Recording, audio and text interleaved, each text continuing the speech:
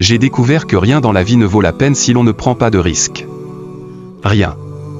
Nelson Mandela a dit qu'il n'y a aucune passion à trouver en jouant petit et en se contentant d'une vie inférieure à celle que l'on est capable de vivre.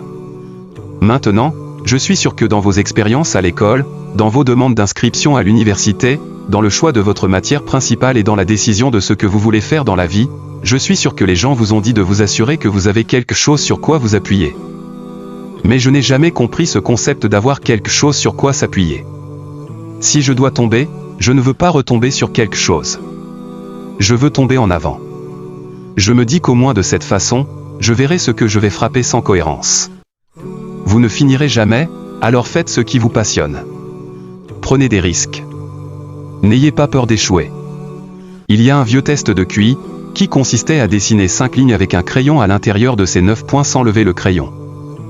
Le seul moyen d'y arriver était de sortir des sentiers battus. N'ayez pas peur de penser en dehors des sentiers battus. N'ayez pas peur d'échouer. Rêvez en grand. Mais rappelez-vous que les rêves sans objectif ne sont que des rêves. Reggie Jackson a frappé 2600 fois dans sa carrière, le plus grand nombre dans l'histoire du baseball. Mais vous n'entendez pas parler des frappeurs. Thomas Edison a réalisé 1000 expériences ratées. Saviez-vous que je ne le savais pas parce que la 1001e était la lumière? Chaque expérience ratée est un pas de plus vers le succès. Il faut prendre des risques et je suis sûr que vous avez déjà entendu ça. Mais je veux vous dire pourquoi c'est si important, vous allez échouer à un moment de votre vie. Vous perdrez. Je sais que ce n'est probablement pas un message traditionnel pour une cérémonie de remise des diplômes, mais je vous dis de l'accepter parce que c'est inévitable dans le métier d'acteur. On échoue tout le temps au début. Dans ma carrière, j'ai auditionné pour un rôle dans une comédie musicale de Broadway, un rôle parfait. Je me suis dit qu'à part le fait que je ne savais pas chanter, je n'avais pas eu le job, mais voilà, je n'ai pas abandonné. Je n'ai pas reculé. Je suis sorti de là pour me préparer à l'audition suivante. Et à l'audition suivante, et à l'audition suivante, j'ai prié. J'ai prié et j'ai prié, mais j'ai continué à échouer et à échouer et à échouer, mais ça n'avait pas d'importance parce que vous savez ce qu'il y a un vieux dicton, si vous traînez chez le coiffeur assez longtemps, tôt ou tard, vous aurez une coupe de cheveux. Donc vous aurez une chance et j'ai eu une chance l'année dernière, j'ai joué une pièce appelée Offense sur Broadway. Mais voici le coup de théâtre. C'était au théâtre du tribunal. C'est dans ce même théâtre que j'ai échoué à ma première audition 30 ans auparavant. Le fait est que chaque diplômé ici aujourd'hui a la formation et le talent pour réussir, mais avez-vous le courage d'échouer? Si vous n'échouez pas, vous n'essayez même pas. Je vais le répéter. Si tu n'échoues pas, tu n'essaies même pas d'obtenir quelque chose que tu n'as jamais eu. Tu dois faire quelque chose. Vous ne l'avez jamais fait. Imaginez que vous êtes sur votre lit de mort et qu'autour de votre lit de mort se tiennent les fantômes représentant votre potentiel non réalisé. Le fantôme des idées que vous n'avez jamais mises en pratique, le fantôme des talents que vous n'avez pas utilisés et ils se tiennent autour de votre lit, en colère, déçus et bouleversés. Ils disent que nous sommes venus à vous parce que vous auriez pu nous donner la vie. Ils disent, et maintenant nous devons aller dans la tombe ensemble. Alors je vous demande aujourd'hui combien de fantômes seront autour de votre lit quand votre heure viendra?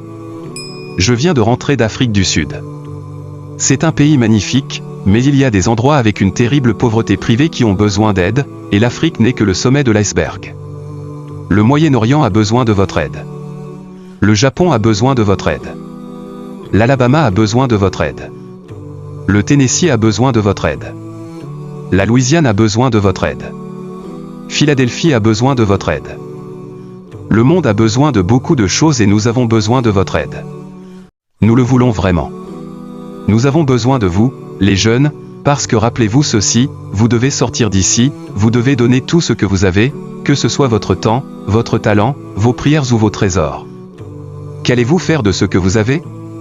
Je ne parle pas de ce que vous avez, certains d'entre vous sont des étudiants en commerce. Certains d'entre vous sont théologiens, infirmiers, sociologues. Certains d'entre vous ont de l'argent. Certains d'entre vous ont de la patience.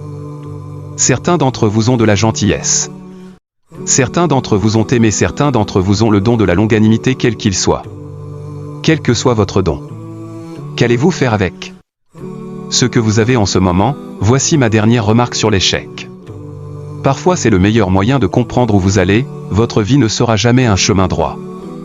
J'ai commencé à l'université de Fordham comme étudiant en médecine. J'ai pris un cours appelé la morphogenèse cardiaque. Je ne pouvais pas le lire, je ne pouvais pas le dire, je ne pouvais sûrement pas le réussir, alors j'ai décidé de m'orienter vers la prépa droit, puis vers le journalisme, sans aucune orientation académique.